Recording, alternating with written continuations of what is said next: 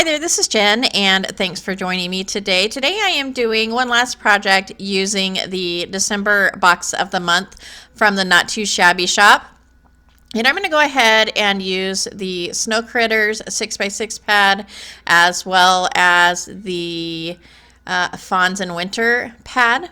And then I'm also going to use the coordinating ephemera since I haven't used too much of it. So what I did was I picked out 3 sheets of pattern paper from each paper pad, and these are double-sided. So what I'm going to end up doing is kind of creating like a patchwork card almost. And so I have cut each paper three squares from each paper that are 1 3/4 by 1 3/4, and I will have a few extra pieces left over, but I did that because I wasn't really sure how I was going to do the layout. I used both sides of the paper, and so I just wanted to have more options, so I cut a few extra more than I needed. But again, I'm going to do that for each of the pieces. And I made a card similar to this a few years ago, and when I was trying to kind of think of ideas, I saw this on one of my photo reels, and so I thought it would be perfect for using up some of the pattern paper in this collection. And so what I ended up doing next was taking my Tim Holtz gosh, I don't know what this is called. It is just like it has a blade in it to kind of distress the edges of the paper.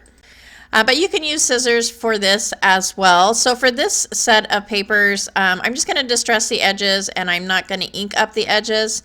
But for the darker set of papers, I do end up using some ink to distress around the edges. So I've got my papers laid out how I think I want them, and then I'm going through the ephemera packs to go ahead and pick out the ephemera pieces that I want.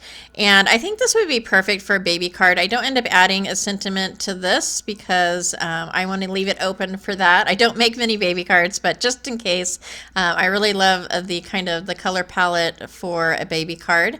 And then for this next one, I picked out the banner that says "Oh dear," and then I'm going to use this adorable little deer ephemera.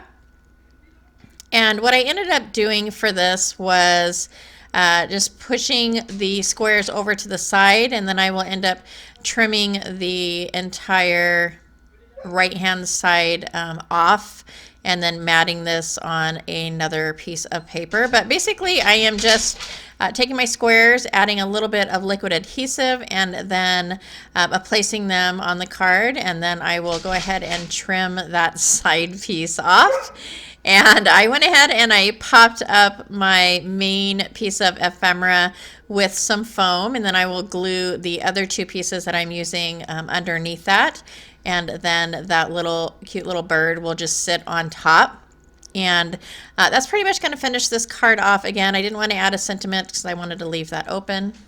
And then for the next set of papers, I followed the same process. The only thing I did differently was I am adding a little bit of Distress Oxide in tea dye to the distressed areas of the edges, and then again the same process. I am just adding some glue to the back and then fitting all of those pieces in how I want them, and then I will trim off the edge of the card. And for this one I used the banner, and then for the deer, I don't know why I layered this like I am so sorry.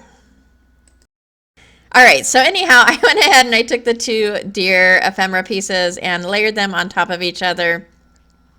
It just gives kind of a clean look, if you can see underneath.